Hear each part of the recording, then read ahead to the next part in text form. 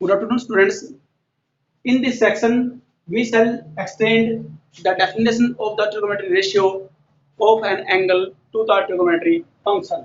Let us consider any circle of 1 unit. Okay. Let us consider any circle of 1 unit. यहाँ देखो सबसे पहले क्या करेंगे बच्चों, हमारे पास ये x एक्सिस है, ये y एक्सिस है. We draw a circle of radius 1 unit. Okay, हम क्या करेंगे, ओ एम हमने यहाँ पर x एक्सिस पर कोई पॉइंट लिया and let's its measure be a unit. And उसके बाद फिर क्या है, ओ एम पर हमने परपेंडिकुलर लिया, P M is perpendicular on O M and the length of P M is equal to b unit. Okay, and O P measure radius of the circle that is 1 unit. ये 1 unit आपकी क्या बच्चों,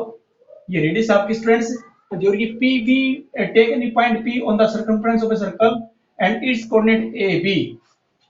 सबसे पहले यहाँ देखेंगे, consider a circle of radius 1 unit with center O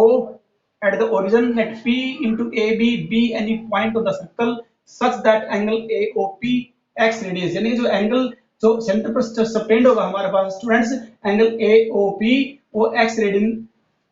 radian subtend होगा as in the adjoining figure. Draw PM perpendicular x dash OX.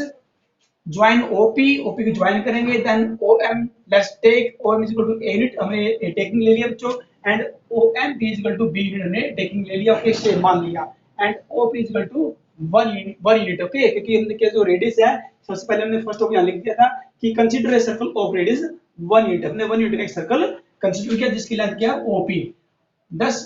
अब यहाँ देखो हमने क्या निकालना, कोस एक्स. आपने 10th क्लास में स्टडी किया था बच्चों कि कोस एक्स यानी कि एको एक्स का एंगल, कोस एक्स निकालने का फॉर्मूला होता है बेस डिवाइड बाय हाइपोटेन्यूज. यहाँ बेस क्या है, यहाँ देख रहे हैं बेस हमारे पास क्या, देखो इन ट्रायंगल ओएमपी, ये क्या हमारे पास एक राइट एंगल ट्रायंगल है, बेस क्या है इसके अंदर a, हाइपोटेन्यूज क्या 1, तो a बाय 1 a, यहाँ देखेंगे तो कोस एक्स आएगा a. इसी प्रकार हाँ जी, साइन एक्स निकालने का फॉर्मूला 10th क्लास में स्टडी किया था, perpendicular divide by hypotenuse, perpendicular divide by hypotenuse. तो परपेंडिकुलर केस में b डिवाइड बाय 1 यानी कि sin x equal to 1, equation number 1 नाम देंगे इसका स्टूडेंट्स.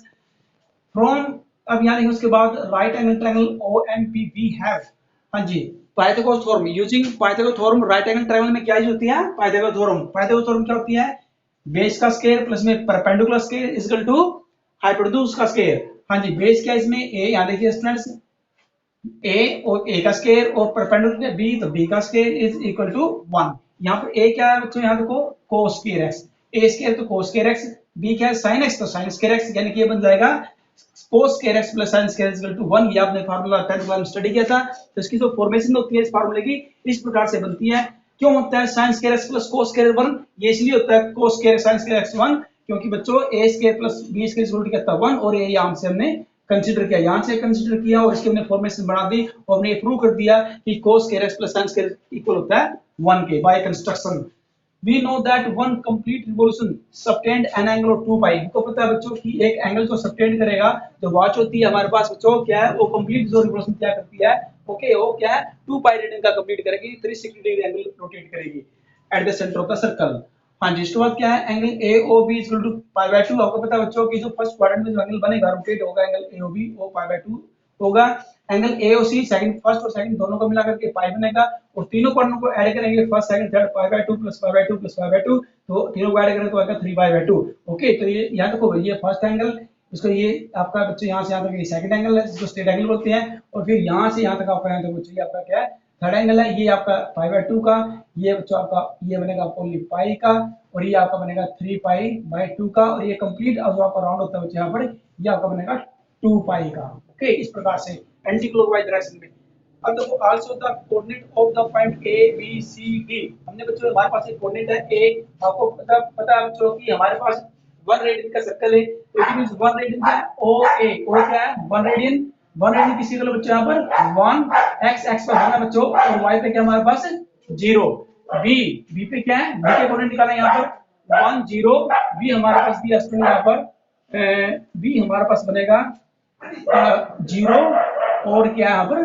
1 0 1. सी हमारे पास यहाँ रखते हैं बच्चों, सी हमारे पास क्या है -1 और 0, और डी जो पॉइंट हमारे पास है 0 और -1. इस प्रकार से हम निकालेंगे. क्यों, क्योंकि x x पर y 0 होता है और y x पर क्या होता है स्टूडेंट, y x x पर y 0 होता है और y x पर x 0 होता है. हाँ जी, उसके बाद यहाँ हमने निकालना है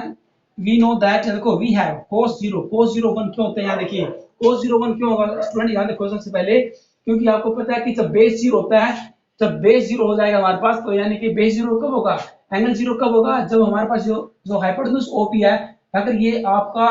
एक्स एक्सिस के अबाउट में रोटेट करे, ओके, यानी कि जब ये आपकी ओपी हमारी जो बेस के अबाउट में रोटेट करेगी, यहाँ पर ये ओपी रोटेट होती होती जब आपकी एक्स एक्स पर आ जाएगी, तो इट मींस क्या बन जाएगा यो, हाँ जी, यहाँ पर क्या ये क्या बन गया, हाँ देखो हमारे पास ये इक्वल 1, यहाँ पर आएगा बच्चों ए, ओके, तो ए के इक्वल आ जाएगा, ओके, यहाँ देखो बच्चों ए के इक्वल आ जाएगा, ओके, तो इट मींस क्या ए बाय ए, तो ए बाय ए क्या होता है हमारे पास, ए से कैंसिल हो जाएगा और 1 आएगा आपके पास, स्टूडेंट क्या आएगा 1, ओके, क्यों, वैसे भी आप देख रहे हैं जब यहाँ पर आएगी आपकी ये, यहाँ देखो अगर ये स्टूडेंट आपका इसके इक्वल हो गया, यहाँ देखते हैं जब हमारे पास ओपी रोटेट हो जाएगी एक्स एक्स की बेस की, ओके, और ये बेस आपका क्या है यहाँ से यहाँ तक, ये आपका क्या 1, यहाँ देखो ये जो आपने कोऑर्डिनेट निकाले अभी भी, ये 1 और 0 बच्चों, ओके, तो ये इक्वल हो जाएगा 1 के, जब ये 1 के इक्वल हो जाएगा तो यहाँ एंगल बनेगा 0 का, तो इसलिए cos 0 आएगा 1, पाई बाय 2, अब यहाँ देखेंगे पाई बाय 2 0 क्यों होता है, क्योंकि पाई बाय 2 0 कब होगा, जब ये आपका बेस है, जब आपका ये बेस बिल्कुल समाप्त हो जाए, यानी कि ये बेस आपका यहाँ पर आ जाए, ओके, यहाँ देखो जो ये यहाँ पर जब एंगल आप यहाँ देख रही हैं पाई बाय 2, पाई बाय 2 0 कब होगा हमारे पास, यहाँ देखो जब हमारे पास ये पाई बाय 2 0 होने का मीनिंग है बच्चों, क्या होता है, बेस डिवाइड बाय परपेंडिकुलर, और बेस इसमें क्या है, क्योंकि ये तो हमारे पास यहाँ ये तो ओरिजिन पर आ जाएगा, जब ये ओरिजिन पर आ गया इट मींस क्या है, बेस 0 बन गया, ओके, एंगल तक देखो ये 90 कब बनेगा, जब हमारे पास क्या है, जब ये बेस 90 पर आ जाएगा, यहाँ देखो तो इट मींस क्या है, ये 1, यहाँ देखो तो x क्या बन गया हमारे पास, देखो बेस क्या बन गया 0, यहाँ देखो x एक्सिस क्या बन जाएगा 0, x एक्सिस 0 बन गया, क्योंकि परपेंडिकुलर क्या है, यहाँ देखो इस प्रकार से क्या है, यहाँ देखो हमारे पास तो क्या परपेंडिकुलर हो गया, इनकी बेस क्या बन गया आपका 0 बन गया, उसके बाद फिर cos पाई, अब cos पाई देखेंगे, cos पाई एंगल रोटेट करेगा यहाँ पर करेगा, ओके, तो cos पाई यहाँ क्या है, माइनस का ए 1 है, क्या यहाँ पर माइनस का 1, यानी कि जो आपका ये हाइपोटेन्यूज है वो रोटेट कर जाएगा एक्स एक्सिस के ऊपर, ओके, ये जो एंगल है आपका ये बिल्कुल इसके ऊपर रोटेट कर एक्स एक्सिस के ऊपर, ओके, तो ये हमारे पास क्या आएगा -1 के इक्वल आ जाएगा, ओके, तो रेडियस क्या है माइनस, यहाँ देखो जब आपकी रेडियस है ये बिल्कुल इसके इक्वल आ जाएगी, यहाँ देखो तो यहाँ पर क्या है इस साइड इंटीजर नेगेटिव, ओके, तो फिर माइनस का सिंबल आएगा, फिर cos 3 pi by 2, cos 3 pi by 2 0 आएगा, क्यों, क्योंकि यहाँ पर cos 3 बाय 2 को पता बच्चों कि यहाँ पर जो बेस है वो 0 बन जाएगा, ओके, क्योंकि बेस बाय हाइपोटेन्यूज होता है एंगल निकालने का फार्मूला, उसके बाद फिर cos 2 पाई में क्या हमारे पास यहाँ देख रहे हैं, cos 2 पाई तो ओनली क्या 1 कंप्लीट रिवोल्यूशन, तो हमारे पास तो क्या बेस बाय बेस बनाएगा, ओके, क्योंकि वो भी क्या बन जाएगा आपका इक्वल, जो आपका हाइपोटेन्यूज है वो बेस इक्वल बन जाएगा, और क्या आ जाएगा बेस बाय बेस, यानी कि बेस डिवाइड बाय हाइपोटेन्यूज, और हाइपोटेन्यूज किसके इक्वल हो गया बेस के, तो सेम कैंसिल हो जाएंगे, सेम नंबरिंग, तो 1 आ गया यहाँ पर, इसी प्रकार sin 0, sin 0 0 हो जाएगा, sin 0 0 क्यों बच्चों, क्योंकि sin 0 का मीनिंग होने का मतलब है कि यहाँ पर हमारे पास कि बेस परपेंडिकुलर नहीं है, परपेंडिकुलर नहीं है, perpendicular divide by hypotenuse, perpendicular तो 0 बन गया, तो ये sin 0 बन गया 0, sin pi by 2, sin pi by 2 मतलब कि परपेंडिकुलर क्या बन गया 1 यूनिट के, ओके, ये आपका इसके अबाउट रोटेट कर रहा है रेडियस के ओबी के, तो 1 आएगा, sin पाई क्या है, sin पाई का मतलब कि आपका जो परपेंडिकुलर 0 बन गया है, परपेंडिकुलर नहीं है क्योंकि फार्मूला होता है sin थीटा निकालने का परपेंडिकुलर डिवाइड बाय हाइपोटेन्यूज, तो परपेंडिकुलर तो 0 बन गया, ओके, पाई पर के ऊपर क्योंकि जो एंगल बन रहा है वो एक्स एक्सिस के ऊपर बनेगा, इसी प्रकार sin 3 pi by 2, sin 3 pi by 2 क्या परपेंडिकुलर है, बेस नहीं है, तो यहाँ पर क्या है -1, क्योंकि यहाँ देखो जो नीचे आएगा डाउनवर्ड वो माइनस का 1 आएगा, एंगल आप देख रहे हैं जो कोडेड डी में, उसके बाद sin 2 पाई, sin 2 पे क्या 0 बनेगा, क्यों sin 2 0 क्यों बनेगा, क्योंकि एक्स एक्सिस के ऊपर है, ओके बच्चों, यहाँ देखो, और इसमें क्या है, इसमें देखो sin 2 पाई, तो इसका मतलब यहाँ पर परपेंडिकुलर नहीं है, यहाँ पर परपेंडिकुलर नहीं है क्योंकि 2 पाई कंप्लीट राउंड है, लाइन के ऊपर एंगल बनेगा, तो लाइन के ऊपर एंगल बनेगा तो इट मींस क्या है परपेंडिकुलर 0 रहता है, परपेंडिकुलर 0 से sin 0 sin 2 पाई का बनेगा 0 बन जाएगा, हाँ जी, इस प्रकार से 1 बाय 1 सभी एंगल निकालेंगे, we know that on completing one revolution from the point P, we देखो वी सी दैट हम देखते हैं on completing one revolution from the point P, we again return to the same point P, अगर दोबारा हम क्या angle rotate करेंगे 2 पाई 3 पाई, तो फिर दोबारा उसी पॉइंट पर हम रोटेट करेंगे, वही पॉइंट पर आ जाएंगे, चाहे इंक्रीज हो या डिक्रीज हो, चाहे एंटी क्लॉकवाइज चलते या चाहे एंटी क्लॉकवाइज चले या क्लॉकवाइज चले, नेगेटिव साइड या पॉजिटिव साइड डायरेक्शन में, the value of the sine and cosine function remain the same, तो उनकी जो वैल्यू रहेगी वो सेम रहेगी, thus sin 2n pi plus x जो क्या रहेगा, क्योंकि सेम इंटरवल में जब तक तो यहाँ पर हम हमारा यहाँ इंटरवल यहाँ पर है 2 पाई, इसमें यहाँ कुछ प्लस करेंगे तो फर्स्ट पॉइंट में जाएगा तो एंगल प्लस का आएगा sin x and belong to integer, cos 2n pi ये भी क्या first quadrant, okay, plus fourth या तो फोर्थ क्वाड्रेंट में है, लाइन के ऊपर है, प्लस एंगल की एक्स एंगल प्लस करेंगे तो किस में जंप करेगा, फर्स्ट क्वाड्रेंट में, फर्स्ट क्वाड्रेंट में क्या करेगा प्लस का cos x, okay, n belong to set of integer. तो इस प्रकार से हम बोल देंगे बच्चों कि sin 2n pi plus x is equal to sin x के, cos 2n pi plus x is equal to cos x के। नेक्स्ट हम आपको बच्चों बता देते हैं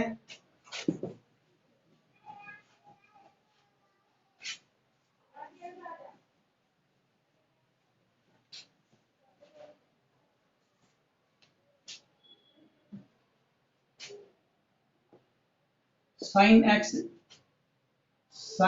हमारे पास स्टूडेंट यहाँ दिया है, sin x आपका जो जीरो बनेगा इफ अगर x वैल्यू जीरो है, पाई है, plus minus pi, plus minus 2 pi, plus minus 3 pi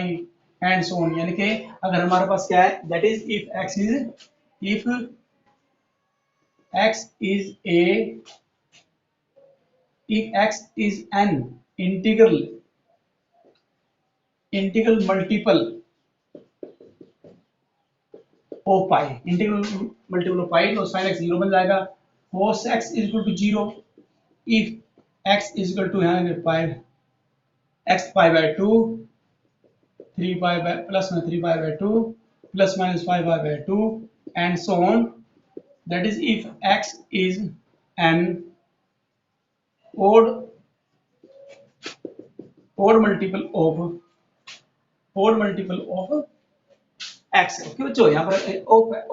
multiple of pi by 2, odd multiple of pi bye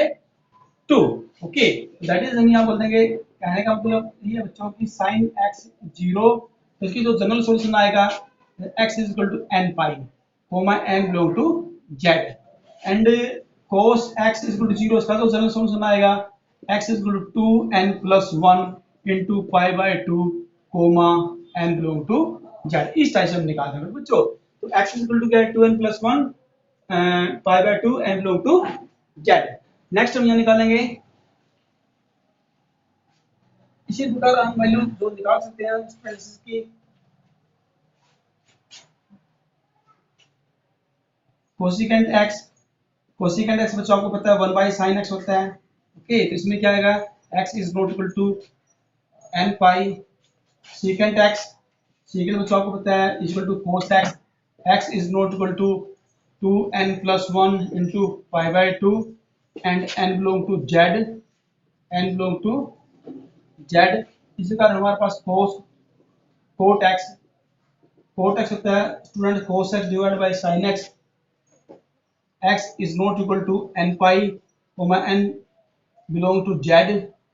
tan x होता है student sin x divide bye cos x, x is not equal to 2n pi plus 1 into pi by 2 comma n belong to z। जो हम आपको इसकी table बताएंगे कि हमने table कैसे निकालनी है।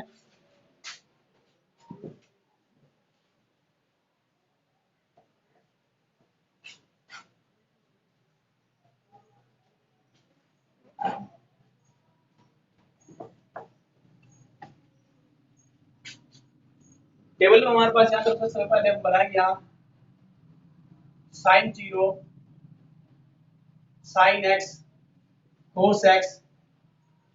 tan x। यहाँ सबसे पहले बच्चों यहाँ लेंगे डिग्री में जीरो, फिर यहाँ लेते हैं 30, 45, 60।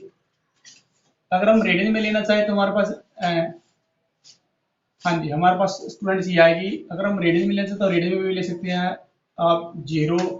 फिर उसके बाद यहाँ लेंगे 5 by 6, 5 by 3, 5 by 4, 5 by 2, 3 pi by 2, 2 pi. तो साइन जीरो जीरो होता है, साइन 5 बाय 3 यानी कि साइन 30 1 बाय 2 और यहाँ पर under 3 sign 30 under 3 bye 2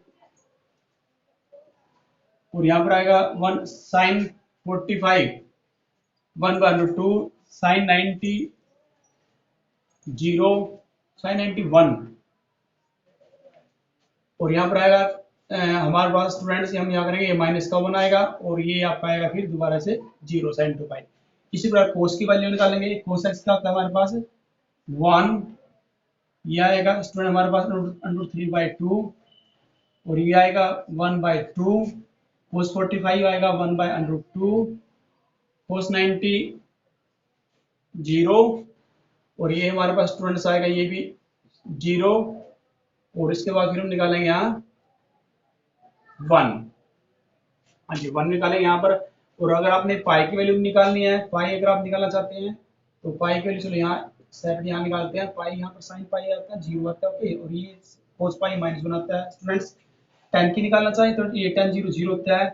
and 10 30 जो आएगा हमारे पास 1/√3 और ये √3 10 60 यहाँ पर आएगा 1 और बच्चों यहाँ पर आएगा हाँ जी 45 और 1090 हमारे पास होता है 1090 आएगा हमारे पास इन्फिनिटी। और फिर हम ये इसके बाद निकालना चाहेंगे स्टूडेंट्स हमारे पास फिर दोबारा फॉर्म में जाएंगे, ये भी आपका इन्फिनिटी जाएगा और 10 to पाई 10 पाई हमारे पास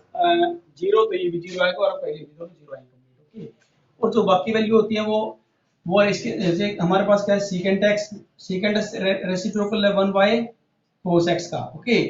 1/cos x। तो इसकी ऑपोजिट वैल्यू लिखनी, इसकी रेसिप्रोकल वैल्यू लिखनी आपने sin x ऑपोजिट है 1/cosecant x का, तो आपने इसकी cosecant x 1/sin x और इसी प्रकार cot x 1/tan x, यानी कि इनकी ऑपोजिट वैल्यू लिखनी है, तो वो सभी वैल्यू आपकी ट्रिग्नोमेट्री 6 की 6 ट्रिग्नोमेट्री आपकी वैल्यू निकल जाएगी इस प्रकार से, ओके। तो आपने केवल आज के लिए इतना करना है students, okay. Thank you for today and have a nice day.